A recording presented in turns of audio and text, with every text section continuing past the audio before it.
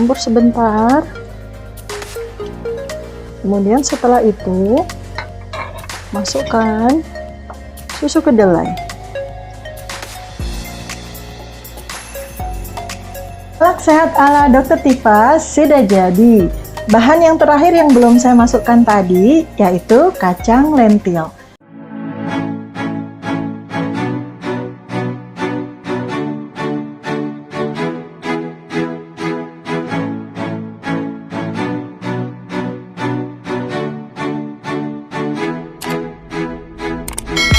Halo Indonesia, saya Dr. Tifa.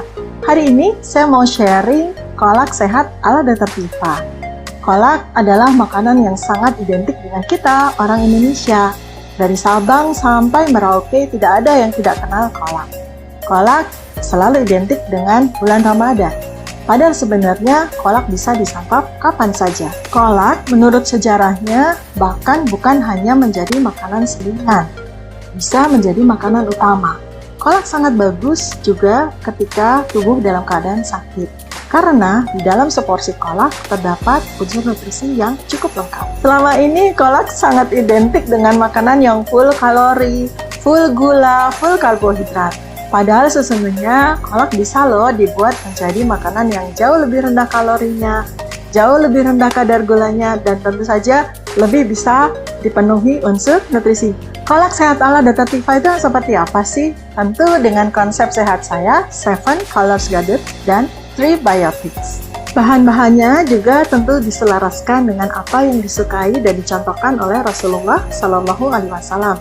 Pastinya kita sesuaikan dengan apa yang ada di Indonesia. Bahan-bahannya disesuaikan dengan konsep 7 Colors Garden dan 3 Biotics. Warnanya ada kuning, putih, hitam, hijau, biru, merah, jamun, dan macamnya ada biji-bijian, ada umbi-umbian, ada buah-buahan, ada sayur-sayuran, kacang-kacangan, rempah-rempahan, dan bunga-bungaan. Ada labu kuning, ada kolang-kaling, ada pisang kepok, ada ubi merah, ubi kuning. Saya punya kacang adas atau lentil, ini tuntunan makanan kacang sesuai dengan Quran Surat Al-Baqarah ayat 61. Lalu ada daun pandan. Kemudian bunga cengkeh, gula aren, sedikit garam. Untuk kuahnya agar lebih sehat, saya menggunakan susu kedelai. Cara pengolahannya agar lebih sehat, tidak kehilangan unsur nutrisi dan kandungan bioaktif yang ada pada bahan-bahan ini, ada rahasianya loh. Sebagian besar bahan yang saya pakai ini tidak saya kupas. Situlah rahasianya. Jadi, di bawah kulit banyak sekali kandungan bioaktifnya. Antara lain potasium, asam askorbat, ada serat yang tinggi juga, kalsium, ya, yang sangat bermanfaat bagi tubuh kita. Begitu juga dengan biji-bijinya. Juga saya akan sertakan di dalam masakan. Kulit ubi ini juga tidak saya kupas, saya sertakan di dalam masakan. Walaupun nanti pada saat makan Anda tidak makan kulit ubinya, tetapi ketika proses masak kulit ubinya disertakan, maka kandungan bioaktif yang ada pada kulit ubi dan di bawah kulit ubi itu larut di dalam kuah kolaknya. Semua bahan sudah siap. Kita akan mulai masak, tapi sebelumnya semua bahan ini harus dicuci dulu sesuai dengan prosedur cara pencucian bahan yang menggunakan kulit seperti ini, seperti yang sudah saya contohkan pada video saya yang lalu. Mari kita masak. Ini adalah sebagian bahan yang siap saya masak, akan saya kukus terlebih dahulu.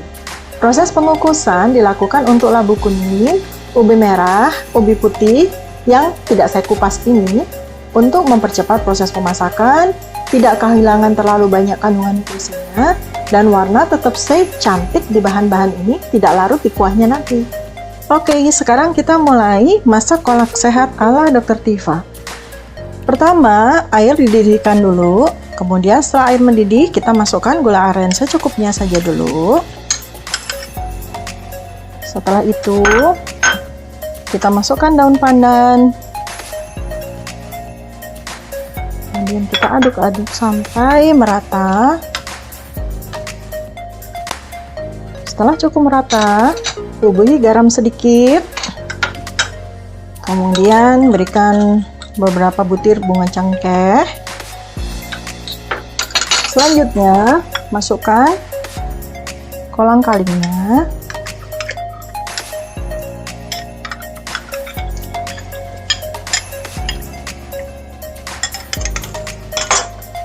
Kita aduk-aduk, tunggu sampai kolang-kalingnya sedikit empuk.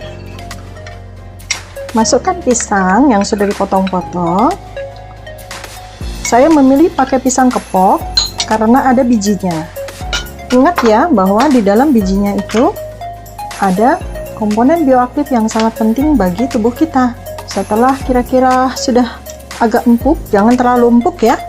Masukkan bahan-bahan yang sudah dikukus tadi. Pertama adalah ubi merah, ubi kuning. Kita campur sebentar. Kemudian setelah itu masukkan susu kedelai.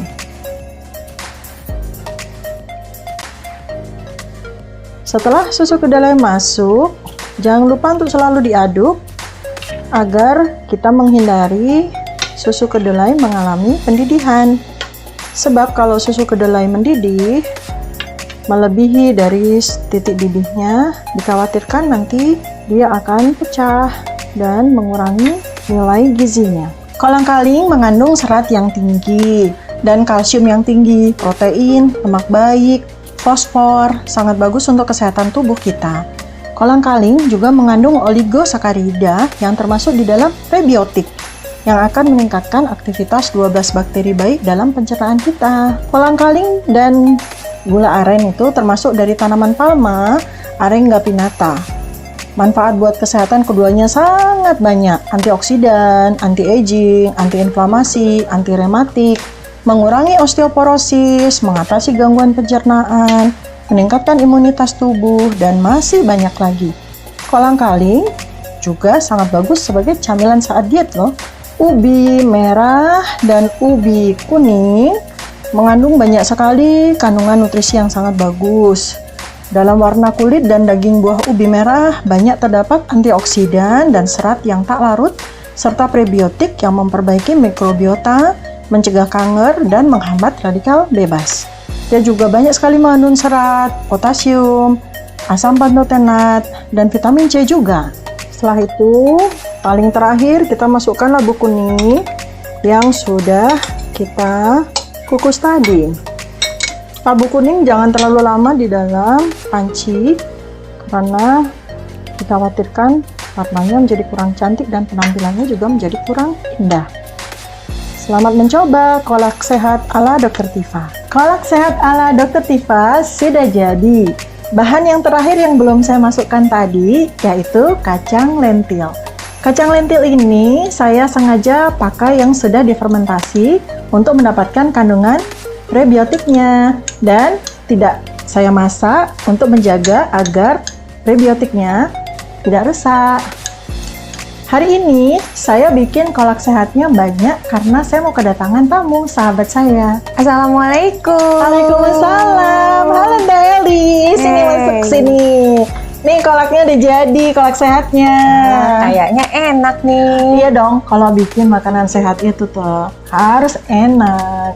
Isinya apaan aja tuh? Jadi isinya itu lengkap banget dan termasuk bagiannya adalah kesukaan Rasulullah Shallallahu Alaihi Wasallam.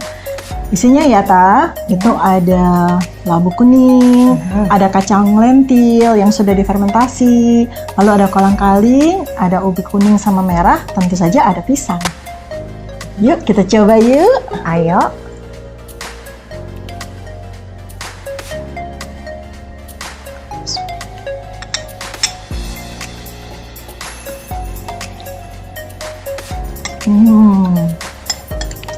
Enak, mana? Enak? Ini mau nyobain lentil. Coba kacang lentilnya.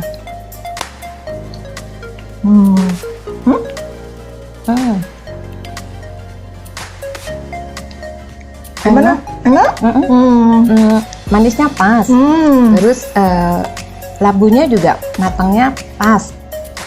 Santannya santan apa ini? Ini saya nggak pakai santan, Tan. Oh, Saya ya? pakai susu kedelai untuk menambah kualitas nutrisinya. Gulanya gula apa nih? Gula aren dong. Oh.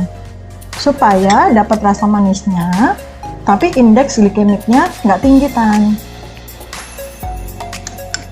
Mantap, cobain sendiri ya di rumah.